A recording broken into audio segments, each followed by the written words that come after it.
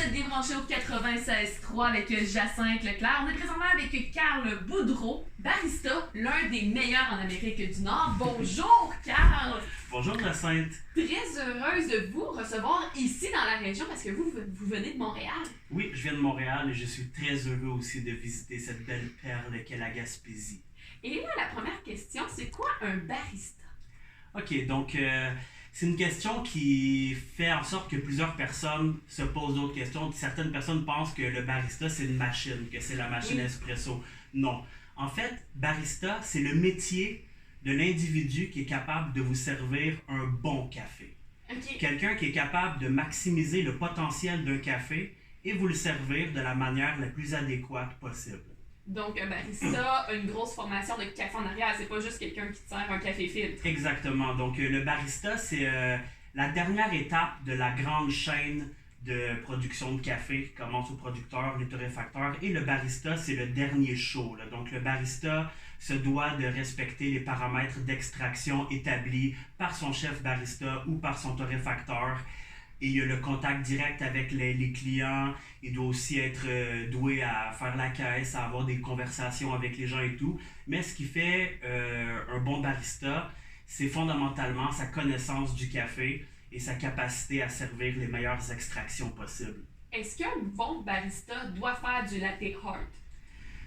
Je dirais que de notre époque, oui. Okay. Un bon barista, pour qu'il soit crédible, parce que le barista, c'est un sommelier du café. Un bon barista est capable de détecter l'extraction parfaite. Il peut dire, la shot était under-extracted, entre guillemets, ou over-extracted, trop d'acidité, trop d'amertume, et il va pouvoir tweaker. Mais 99% de la population n'a pas cette capacité-là de dire, ton espresso, il était trop amer ou quoi. Donc, tandis que quand on parle de latte art, tout le monde le voit.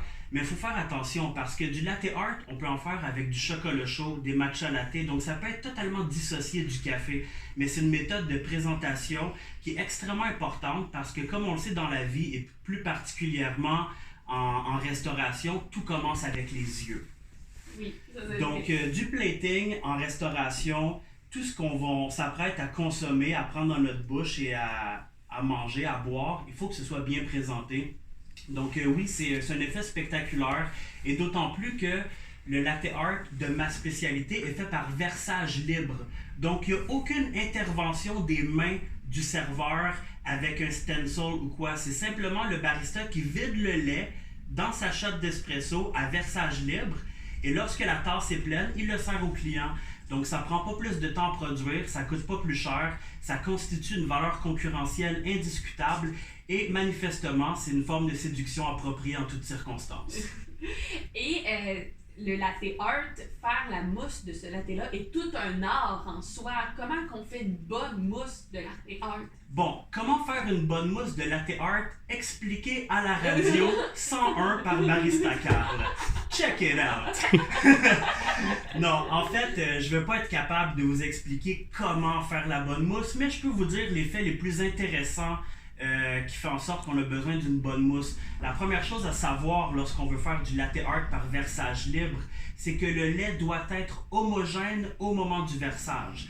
Et donc, quand je dis homogène, qu'est-ce que je veux dire?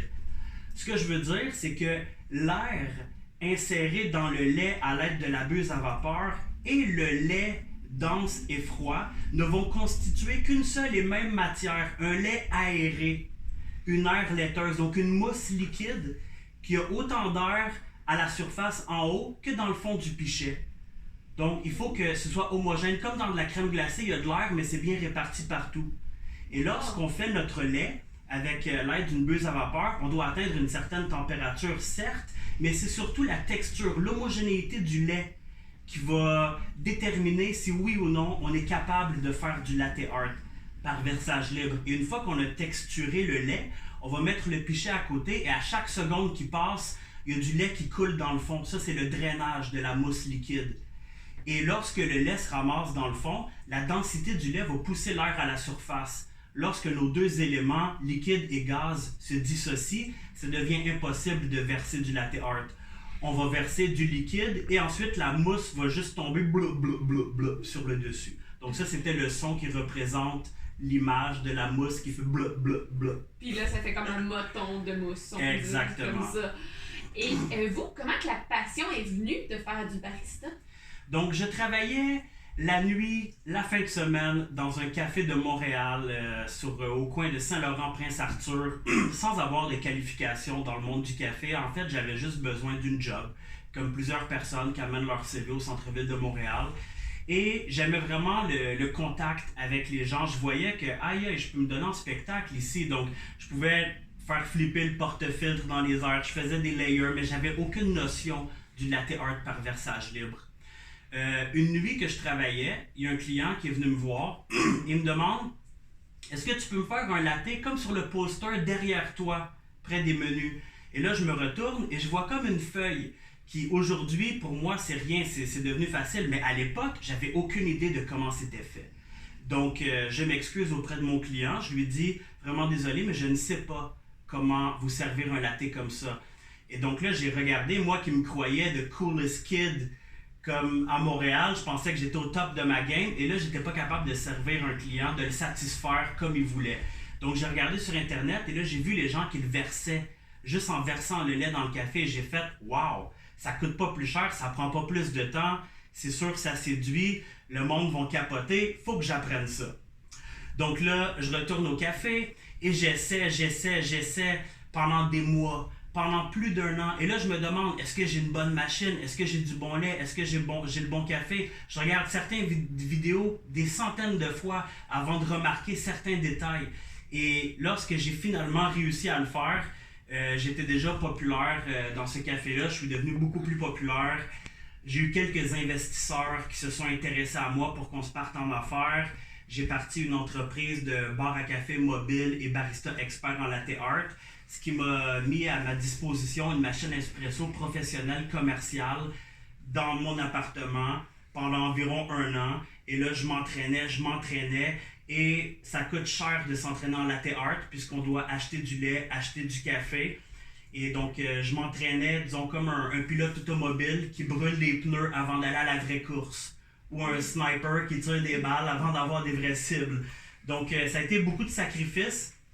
Mais aujourd'hui, je pense que je peux me considérer comme un des big shots de latte art, on pourrait dire. Là, dans le fond, quand on parle de latte art, mon nom revient. C'est pour ça que je me suis fait inviter en Gaspésie pour partager ma passion.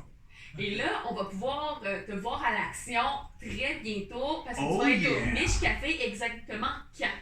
Je vais être au Mitch Café demain de 13h à 16h et après-demain de 13h à 16h pour partager avec tous les gens de Chandler et s'il y en a qui veulent venir d'ailleurs, venir découvrir ma passion, venir découvrir comment on sert de si beaux lattés de manière si élégante, sans que ça prenne plus de temps, sans que ça coûte plus cher, et ce qui fait en sorte que les gens prennent des photos et taguent l'endroit. Donc c'est une magie, c'est de la séduction, que du plaisir à venir. Et là, est-ce que tous les clients vont avoir le droit à un dessin sur leur latte? Tous les clients qui viennent vont avoir quelque chose parce que même quand ça m'est déjà arrivé de faire un service et les gens qui ne s'y connaissent pas en latte art par versage libre, certaines personnes peuvent arriver « Ah, moi, j'ai pas besoin de dessin dans mon café. » Mais je vais tout simplement les inviter à aller ailleurs à ce moment-là. Si tu te fais servir par moi, ben, tu as le meilleur service que je suis capable de t'offrir. Et si c'est trop pour toi, ben, tu peux aller où on t'offre autre chose aussi. Mais au Mitch Café, oui, tout le monde va avoir droit à son petit moment magique avec moi. C'est bien agréable, ça, ils vont pouvoir voir comment tu fais puis comment tu verses? Ou... Oui, absolument. Et même s'il y a des curieux qui aimeraient avoir, disons, un preview, parce qu'à la radio, c'est difficile d'expliquer qu'est-ce qui se passe, comment on voit ça, comment on peut s'imaginer. En fait, j'ai un compte Instagram où je mets mes plus beaux vidéos, mes plus belles photos, mes moments les plus importants. J'ai quelques 25 000 personnes qui me suivent sur mon compte Instagram. Donc c'est Barista Carl. Barista Carl, Carl avec un C, en un seul mot. Et là, vous pouvez voir quelques-uns de mes vidéos, de mes photos, pour vous donner l'envie de venir me rencontrer lors de mon séjour. Est-ce que tu as une page Facebook? J'ai une page Facebook aussi qui est Barista Carl, mais qui manque un peu d'amour comparativement à mon Instagram. Mais ici, Facebook est très très populaire, c'est pour ça que Oui, c'est la même chose. c'est trouvable. Donc, Barista Carl sur Facebook aussi. Donc, je suis facilement trouvable. Et s'il y a 2-3 comptes, essayez comme les 2-3 comptes. Là, vous allez trouver comme la page la plus active. Mais je dois mettre un peu d'ordre dans mon Facebook, je l'avoue humblement. Et pour finir, comment vous trouvez la Gaspésie? Ah, mon Dieu. C'est tellement beau. Ça fait plusieurs années même que j'envisage sérieusement pouvoir un jour avoir le grand privilège de m'établir ici. Je trouve ça triste que les gens de Montréal et les grandes villes souvent n'ont jamais vu la Gaspésie et lorsqu'ils ont les moyens d'aller en vacances, sont pris devant le fait où ça leur coûte carrément moins cher d'aller à Cuba que de venir en Gaspésie. Et là, il manque la plus belle face de notre belle province. Il manque tellement d'amour, de nature, de sérénité, de paix intérieure.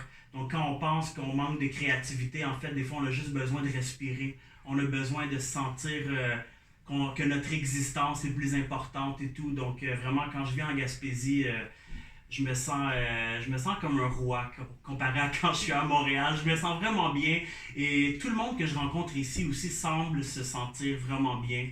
Et je vois plus de gens qui sont agréablement surpris de venir en Gaspésie de Montréal que de Gaspésiens qui seraient agréablement surpris dans la Montréal. Généralement, quand l'inverse se passe et tu vas dans une grande ville, il y a comme un choc, on doit s'adapter, c'est pas naturel, on essaie de faire des efforts pour s'adapter, mais la vie en Gaspésie, d'ailleurs, j'inviterais n'importe quel immigrant qui envisage faire sa vie au Québec, comme aller en région, venez voir la Gaspésie. Ne vous privez pas de cette perle-là et d'avoir la chance de faire de meilleurs revenus et que la vie vous coûte moins cher et de vivre tellement plus d'amour et de bonheur dans votre vie. Je vous remercie beaucoup, Carl Boudreau, barista, artiste du latte, carrément, d'être venu pendant les midi lunch et on invite les gens à venir vous voir au Mich Café en fin de semaine. Tout le plaisir était pour moi, Jacinthe. Merci pour l'invitation. Plaisir. On poursuit dans quelques instants avec la loge à Perron 96.3.